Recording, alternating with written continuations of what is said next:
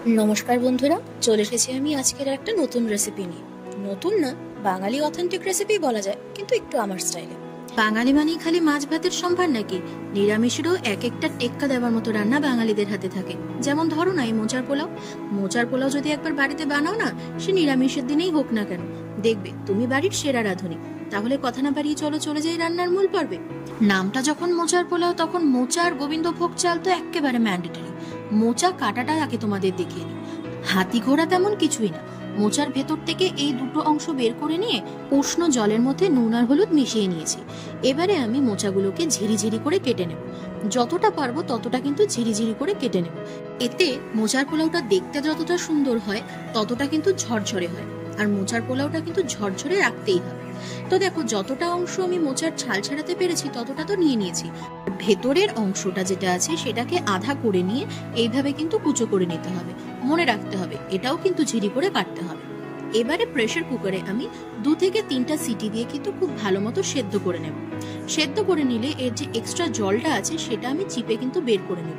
তাতে পোলাওটা আরো ঝরঝরে কিছুটা হয়ে যায়। অন্যদিকে বললাম না, গোবিন্দভোগ চাল লাগবে। গোবিন্দভোগ চাল দেখো, এখানে আমি 50 গ্রাম মতো নিয়ে নিয়েছি। এটাকে ভালো মতো ধুয়ে নিয়েছি।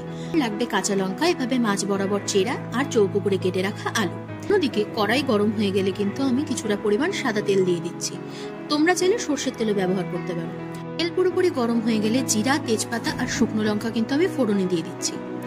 ফোড়নটা দেওয়ার পর 2-3 সেকেন্ড মতো ভেজে নিয়ে চৌকো করে কেটে রাখা আলু এবারে দিয়ে দিচ্ছি। আলুগুলোকে ভালো মতো ভেজে নেবার পালা। সঙ্গে কিন্তু আমি চেরা লঙ্কাগুলো দিয়ে দিচ্ছি সামান্য পরিমাণ হলুদ আর লবণ, কারণ ভাজার সময় কিন্তু নুন হলুদটা ম্যান্ডেটরি। এইবারে ভালো মতো নাড়াচাড়া করে নিচ্ছি যাতে নিচে লেগে না যায়। কিছুক্ষণ পরপর এভাবে নেড়ে নিয়ে যখন দেখবো আলুটা বেশ 80% মতো ভাজা হয়ে গিয়েছে, এবারে আমি গোবিন্দভোগ চালটা দিয়ে দিচ্ছি। মনে রাখতে হবে গোবিন্দভোগ চালটা দেওয়ার পরই কিন্তু খুব ভালো মতো আগে নেড়ে নিতে হবে, না হলে কিন্তু কড়াইয়ের তলায় ধরে যেতে পারে। তাই খুব ভালো মতো কিন্তু নাড়াচাড়া করে নিতে হবে, অন্ততপক্ষে 2-3 মিনিট মতো নাড়াচাড়া করে নিয়ে আবারও আমি সামান্য পরিমাণ নুন আর হলুদ দিয়ে দিচ্ছি। নুন হলুদ দিয়ে এবারে আমি 4 থেকে 5 মিনিট কিন্তু ভাজা ভাজা করে নিব, অল্প আঁচে ঢেকে ঢেকে। তো দেখো, চালটা কিন্তু কি সুন্দর ভাজা হয়ে গিয়েছে। এবারে আমি কড়াইশুঁটি অ্যাড করে দিচ্ছি। কড়াইশুঁটি কিন্তু সম্পূর্ণ অপশনাল, তোমরা কড়াইশুঁটির জায়গায় কিন্তু কাজু কিশমিশও ব্যবহার করতে পারো। এবারে সেদ্ধ করে রাখা মোচাটা আমি দিয়ে দিচ্ছি 1 চামচ মতো নুন, 1 চামচ হলুদ, 1 চামচ মিষ্টি।